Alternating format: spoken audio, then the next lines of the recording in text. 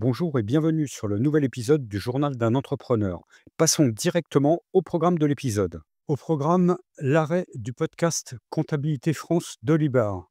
Alors, comme vous le savez, probablement, j'ai lancé en septembre 2024 avec mon collègue Alexandre Spangaro, donc un podcast qui s'appelait Comptabilité France d'Olibar.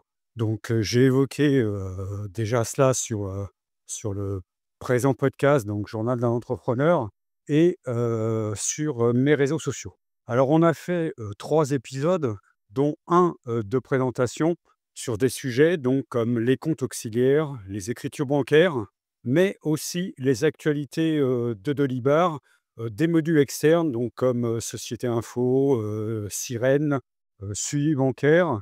On a évoqué également les paiements divers, les écritures d'inventaire, l'enregistrement de l'impôt sur la société. Bref, pas mal de sujets, de base et très intéressants pour, faire sa comptabilité sur Delibar. Alors c'était pour moi, très intéressant, et enrichissant. Pour Alexandre, également, j'imagine. Mais si on a publié des épisodes que sur septembre, octobre et novembre et que depuis on a arrêté, vous vous doutez bien qu'il y a un certain nombre de raisons. Et donc ce que je voudrais dans cet enregistrement, c'est vous en expliquer les raisons. Alors, je n'ai pas fait d'introduction, mais si vous me découvrez ou le podcast, vous pouvez écouter l'épisode 0 de présentation pour en savoir plus sur moi ou le podcast. Alors, comme d'habitude, vous retrouverez les visuels, les liens et les ressources éventuellement dans la lettre d'information. Je vous mets le lien en description.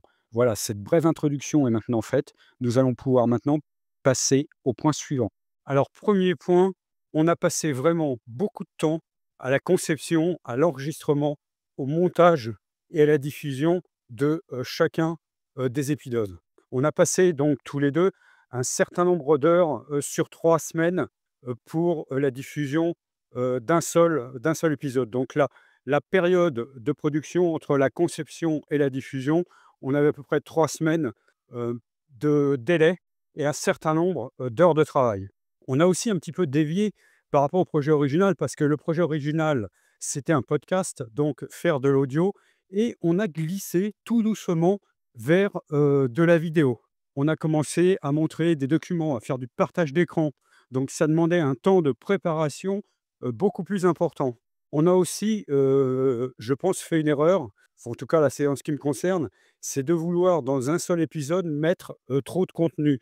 C'est-à-dire qu'on parlait dans chaque épisode, d'actualité, d'un sujet, d'un module et de répondre à une question ou 2 d'ailleurs, parce que dans le premier épisode, on a répondu à 2 questions et à tel point que ce premier épisode, faisait une durée de 1 h 30. Donc c'est vraiment beaucoup trop long, à la fois pour, l'écoute et pour la production et comme l'on faisait cela, à 2, on était plus, je dirais sous la forme d'un podcast, d'interview et je pense que j'ai, sous-estimé, le travail, sur un podcast, d'interview. Un autre point également, c'est que, pendant que nous faisions ce podcast avec Alexandre, je n'ai d'ailleurs pas, produit, de podcast sur le journal des entrepreneurs, sur le podcast Journal des entrepreneurs. Bah, tout simplement parce que j'ai pas eu le temps, non plus.